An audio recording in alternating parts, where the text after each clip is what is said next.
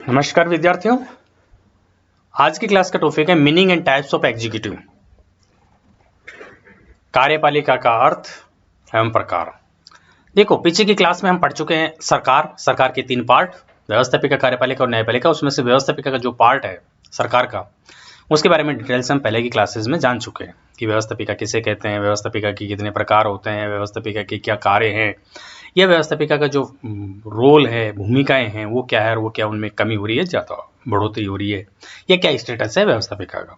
ये जान लेने के बाद सरकार का जो दूसरा महत्वपूर्ण पार्ट है एग्जीक्यूटिव, कार्यपालिका जिसको हम बोलते हैं, उसको हमें पढ़ना, उसे समझना है। तो इसमें आज की क्लास में हम आपको ये बताएंगे कि कार्यपालिका जो है वो, उसका मीनिंग क्या है, अर्थ क्या है, उसकी विभिन्न विद्वानों ने उसकी क्या परिभाषाएं दी है, ये आपके लिए जानना जरूरी है।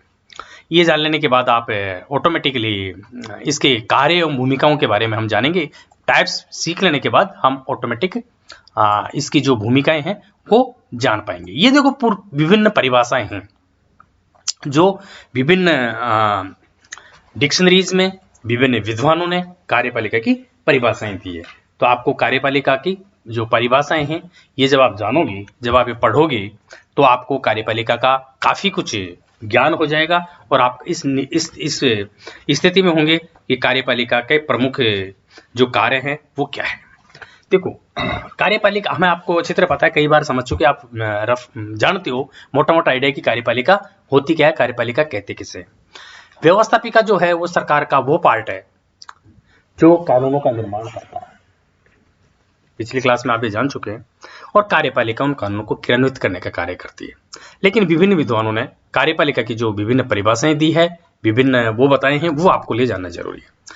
देखो, सरकार जो है, गवर्नमेंट, राज्य की इच्छा का निर्माण, उसकी अभिव्यक्ति और उसके निष्पादन करने की संस्था की संरचना होती है। मतलब राज्य की जो इच्छा है उसको मूर्त रूप देने वाली संस्थागत व्यवस्था को सरकार कहा जाता है। ये हम पहले जान चुके हैं, पहले समझ चुके हैं कि राज्य की जो इच्छा उसको मूर्त रूप देने वाली संस्थागत व्यवस्था को। ठीक है, इसी कड़ी में हमने पढ़ लिया कि व्यवस्थापिका, कार्यपालिका और न्यायपालिका तीन पार्ट होते हैं। तो ये कार्यपालिका का अर्थ और परिभाषा में जब हम जाएंगे तो इसमें एक गिलक्राइस्ट विद्वान है, प्रसिद्ध विद्वान गिलक्राइस्ट, उन्होंने कार्यपालिका की व्याख्या की है, वो आप जान लो। फिर डिक्शनरीज में क्या लिखा हुआ है, एनसाइक्लोपीडिया ब्रिटानिका में क्या लिखा हुआ है, कैम्ब्रिज डिक्शनरी में क्या लिखा हुआ है, ऑक्सफोर्ड डिक्शनरी में क्या लिखा हुआ है कार्यपालिका का मीनिंग, सैमुअल फाइनर ने क्या है, जेम्स विलफोर्ड गार्डनर ने क्या कहा है, जोसेफ लपोलोम्बुरा ने क्या कहा है, ये आपको मुख्य मुख्य बातें जाननी है। तो गिलक्राइस्ट ने ये कहा है कि कार्यपालिका सरकार का वह अंग है। ये तो आपको अच्छी तरह पता है कि व्यवस्थापिका और कार्यपालिका और न्यायपालिका तीनों सरकार के अंग है। तो गिलक्राइस्ट ये कहते हैं कि कार्यपालिका सरकार का वह अंग है जो, अब आप समझ गए, कार्यपालिका किसका अंग है, सरकार का। कार्यपालिका सरकार का वह अंग है जो कानून के रूप में अभिव्यक्त जनता की इच्छा को कार्य रूप में परिणित करता है। कानून के रूप में अव्यक्त जनता की इच्छा को। अब जनता की इच्छा कैसे अभिव्यक्त होगी, या तो व्यवस्थापिका के माध्यम से होगी, जो व्यवस्थापिका में जनता के निर्वाचित प्रतिनिधि होते हैं, क्योंकि पूरी व्यवस्थापिका जनता से नहीं बन सकती, जनता कानून को नहीं बना सकती सारी इकट्ठा होके, जनसंख्या बहुत है, कई प्रॉब्लम्स आती है, तो हम, हमारे रिप्रेजेंटेटिव होते हैं जनता के, जो व्यवस्थापिका के सदस्य होते हैं, तो वो कानून की इच्छा को एक अभिव्यक्त करते हैं। तो कानून के रूप में अव्यक्त जनता की इच्छा को कार्य रूप में परिणित करने वाली जो अंग है, उसको एग्जीक्यूट करने वाला, कानून के रूप में अव्यक्त जनता की इच्छा को कार्य रूप में परिणित करता है वाला, कार्य रूप में परिणित करने वाला अंग सरकार का अंग कार्यपालिका है। इस प्रकार गिलक्राइस्ट के अनुसार, मैं दोबारा बोलूंगा आपको, कि कार्यपालिका सरकार का वह अंग है जो कानून के रूप में अव्यक्त जनता की इच्छा को कार्य रूप में परिणित करता है। यह वह धुरी है, धुरी केंद्र बिंदु है ये, जिसके चारों ओर राज्य का वास्तविक प्रशासनिक तंत्र घूमता है। यह वह धुरी है जिसके चारों राज्य का सारा प्रशासनिक तंत्र घूमता है कार्यपालिका। इस प्रकार कार्यपालिका इंपॉर्टेंट है। तो विभिन्न जो डिक्शनरीज में कार्यपालिका की जो लिखी हुई है परिभाषाएं, वो आप जान लो। फिर गार्डनर की परिभाषा से हम आप इसको समझने की कोशिश करेंगे। गार्डनर की परिभाषा में जाने से पहले विभिन्न डिक्शनरीज में जो इसकी परिभाषाएं लिखी हुई है वो आपको जानना जरूरी है। जैसे एनसाइक्लोपीडिया ब्रिटानिका में क्या लिखा हुआ है, एनसाइक्लोपीडिया ब्रिटानिका में आपकी बुक में सब में करीब करीब जो मैंने आपको 2-3 बुक बता रखी है उसमें सब में लिखा हुआ है कि राजनीति में कार्यपालिका का सरकार की शाखा के वह व्यक्ति या व्यक्तियों का समूह है। सरकार की शाखा के वह व्यक्ति या व्यक्तियों का समूह है जिन्हें कानूनों का क्रियान्वयन करने, अधिकारियों की नियुक्ति करने, विदेश नीति बनाने तक कूटनीतिक प्रतिनिधित्व करने का कार्य दिया गया है, वह अंग कार्यपालिका है। यह है एनसाइक्लोपीडिया ब्रिटानिका में। कैम्ब्रिज डिक्शनरी में क्या लिखा हुआ है कार्यपालिका के बारे में कि कार्यपालिका क्या होता है? सरकार का विभाग। कार्यपालिका सरकार का विभाग है जो नियम बनाने, निर्णय लेने और उन्हें क्रियान्वित करने के लिए उत्तरदायी। अब आपको चित्र समझ में आ गया कार्यपालिका क्या होते हैं। सरकार का विभाग, सरकार का वह अंग जो नियम बनाने, निर्णय लेने और उन्हें क्रियान्वित करने के लिए उत्तरदायी है। मतलब जनता की इच्छा को, जनता की मूर्त रूप देने के लिए जो व्यवस्थापिका द्वारा नियम बनाए जाते हैं उन्हें लागू करने वाला जो अंग है वो कार्यपालिका है। तो निर्णय लेने और क्रियान्वित करने के लिए उत्तरदायी वाला अंग कार्यपालिका है। ऑक्सफोर्ड डिक्शनरी में भी ये लिखा हुआ है, कार्यपालिका राजनीतिक प्रशासन के उस भाग से संबंधित है जो व्यवस्थापिका द्वारा बनाए गए कानून को क्रियान्वित करने के लिए जिम्मेदार है। कुल मिलाकर समझना आपको कि जो व्यवस्थापिका जो कानून बना देती है, जो नियम बना देती है या जनता की जो इच्छा अभिव्यक्त कर देती है व्यवस्थापिका, उन्हें क्रियान्वित करने का, उन्हें पाने का, उन्हें क्रियान्वित करने के लिए किए जाने वाले सभी कार्यों के लिए जो अंग उत्तरदायी है वह कार्यपालिका है। ठीक है, ये इसकी परिभाषाओं से, इन डिक्शनरीज की परिभाषाओं से इसका एक स्वरूप है, इसकी जो एक मेन बात है वो स्पष्ट हो गई है।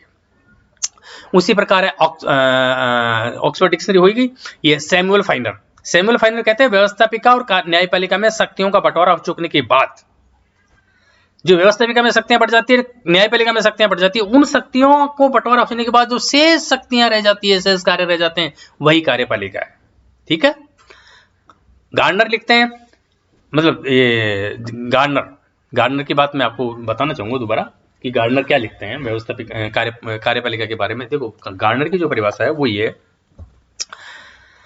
व्यापक अर्थ में तथा सामूहिक अर्थ में। देखो कार्यपालिका के जो मीनिंग ले जाएंगे वो दो संदर्भ में ले जाते हैं, व्यापक में और संकुचित में। तो वो कह रहा है, गार्डनर लिखते हैं कि व्यापक तथा सामूहिक अर्थ में कार्यपालिका में वे सभी कर्मचारी तथा संस्थाएं आ जाती है जिनका संबंध राज्य की इच्छा को क्रियान्वित करने से है, जो कानून के रूप में प्रकट की गई। यानी कि वो सभी संस्थाएं, वो सभी व्यक्ति, वो सब समूह, वो सभी मशीनरी जो जिनका संबंध राज्य की इच्छा को क्रियान्वित करने से संबंधित है, राज्य की इच्छा को एग्जीक्यूट करने से संबंधित है, वो सारे कर्मचारी, वो सारी संस्थाएं, वो सारी मशीनरी, वो सारे पार्ट कार्यपालिका में आ जाते हैं जो कानून के रूप में प्रकट की गई है। इस प्रकार गार्डनर ने जो कार्यपालिका की परिभाषा दी वो बड़ी व्यापक है और इस परिभाषा के अनुसार कार्यपालिका में राज्याध्यक्ष, जो राज्य के अध्यक्ष हैं, वो मंत्रिपरिषद तथा अन्य सभी राज्य कर्मचारी सम्मिलित है जिनका संबंध कानून को लागू करने से है। जो कर्मचारी कानून को लागू करते हैं वो सभी कर्मचारी इसमें आ जाते हैं। ये गार्डनर की परिभाषा में है। ठीक है, तो गार्डनर की परिभाषा को आपने ढंग से समझ लिया। इसी प्रकार ला कोलंबो ने भी लिखा है। क्या लिखा ला कोलंबो ने? देखो आपकी बुक में समय मिलेगा करीब करीब। ला कोलंबो ने ये लिखा है कि कार्यपालिका से आशय मुख्य कार्यपालिका विभागों के अध्यक्ष सरकारी पद सोपान में उच्चतम स्तर के सार्वजनिक प्रशासकों से हैं। इसमें वे व्यक्ति, लोक सेवक और अन्य लोग जो मुख्य कार्यपालिका की सहायता के लिए भर्ती किए जाते हैं सम्मिलित होते हैं। ठीक है, इस प्रकार विभिन्न विद्वानों ने यह बताया है कि कार्यपालिका होती क्या है। लॉ कोलंबो की परिभाषा से यह स्पष्ट होता है कि प्रशासन में कार्यरत लाखों लोक सेवकों का वह कार्यपालिका में शामिल नहीं मानकर, लॉ कोलंबो प्रशासन में कार्यरत लाखों लोक सेवकों को कार्यपालिका में सम्मिलित नहीं मानकर उन्हें प्रशासन अथवा लोक प्रशासन, सिविल सेवा तथा नौकरशाही के नाम से अलग अभिहित करते हैं, किंतु व्यापक अर्थ में यह प्रशासन तंत्र कार्यपालिका का अनिवार्य हिस्सा माना जा सकता है। इस प्रकार जो कार्यपालिका है, ये विभिन्न विद्वानों ने कार्यपालिका की परिभाषाएं दी है। इसी में इन परिभाषाओं को जान लेने के और आप ऐड कर सकते हैं आपकी समझ के लिए। आप इसमें जैसे फाइनर है, फाइनर ने लिखा है व्यवस्थापिका और न्यायपालिका में शक्तियों का बंटवारा चुन, मैंने बताई थी आपको। ये विभिन्न परिभाषाएं हैं। तो इन विभिन्न परिभाषाओं को जान लेने के बाद मैं आपको निष्कर्ष की आपकी बुक में और भी मिलेगी। मैं आपको ये कहना चाहूंगा कि राज्य की इच्छा के रूप में व्यवस्थापिका, राज्य की इच्छा के रूप में व्यवस्थापिका जो कानून, नीतियां, योजना बनाती है, मैंने आपको बताया कि जनता की इच्छा को अभिव्यक्त व्यवस्थापिका करती है। तो राज्य की इच्छा को कौन अभिव्यक्त करता है? व्यवस्थापिका। तो राज्य की इच्छा यानी कि जनता की इच्छा, देश की या उस राज्य की जनता की इच्छा को व्यवस्थापिका राज्य की इच्छा के रूप में व्यवस्थापिका जो कानून नीति या योजना बनाती है उन्हें क्रियान्वित करने वाली कार्यपालिका के अंतर्गत, उन्हें जो क्रियान्वित करने वाला अंग है कार्यपालिका, वो कार्यपालिका है। और उन कार्यपालिका के अंतर्गत सभी मंत्री, सभी कार्मिक संस्थाएं एवं विभाग आते हैं। कार्यपालिका की प्रकृति को भी लोक प्रशासन की प्रकृति के समान दो दृष्टिकोणों से देखा जा सकता है। कार्यपालिका की प्रकृति को वही प्रबंधकीय दृष्टिकोण, इंटीग्रेटेड और मैनेजरियल। इंटीग्रेटेड में तो समग्र दृष्टिकोण में कार्यपालिका में उच्च स्तर से लेकर जमीनी स्तर तक जो निम्न स्तर का कर्मचारी जो कार्य कर रहा है वो कार्यपालिका है। और मैनेजरियल दृष्टिकोण में जो केवल उच्च स्तर के जो है प्रधानमंत्री, मंत्री परिषद इत्यादि, उन्हीं को कार्यपालिका माना जाता है। इस प्रकार कार्यपालिका की जो ये अर्थ हम परिभाषाएं हैं, इनके आधार पर हम ये कह सकते हैं कि कार्यपालिका के दो दृष्टिकोण हैं, संकुचित दृष्टिकोण और व्यापक दृष्टिकोण। आप समझिए, संकुचित दृष्टिकोण में केवल जो उच्च स्तरीय है, प्रबंधकीय है, उन्हीं को शामिल किया जाता है, नीचे के स्तरों को शामिल नहीं किया जाता। तो ये जो परिभाषाएं हैं, इन परिभाषाओं को जान लेने के बाद आप अच्छी तरह ये जान गए कि कार्यपालिका कहते किसे हैं।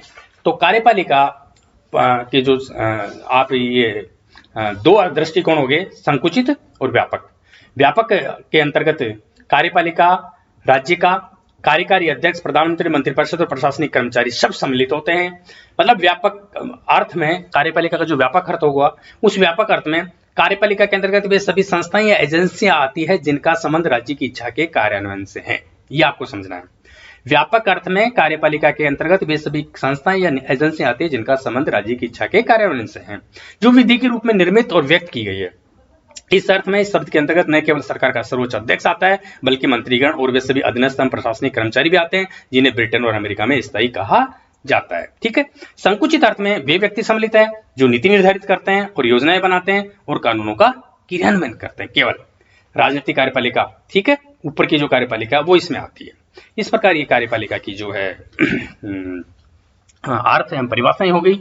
ये जान लेने के बाद आपको ये अगली जो बातें हैं कार्यपालिका से रिलेटेड, जो अब आप कार्यपालिका के जो मीनिंग जान लिया आप, तो मीनिंग जान लेने के बाद सरकार का वो पार्ट जो राज्य की इच्छा को व्यवस्थापिका द्वारा जो व्यक्त किया जाता है उसको कार्यान्वित करने वाला जो अंग है वो कार्यपालिका है। ये जान लेने के बाद हमारे एक अगला जो होगा वो होगा कि कार्यपालिका कितने प्रकार की होती है। विश्व के विभिन्न देशों में कार्यपालिका के विभिन्न प्रकार है। ये हम आपको अगली क्लास में पढ़ाएंगे, अगली क्लास में बताएंगे।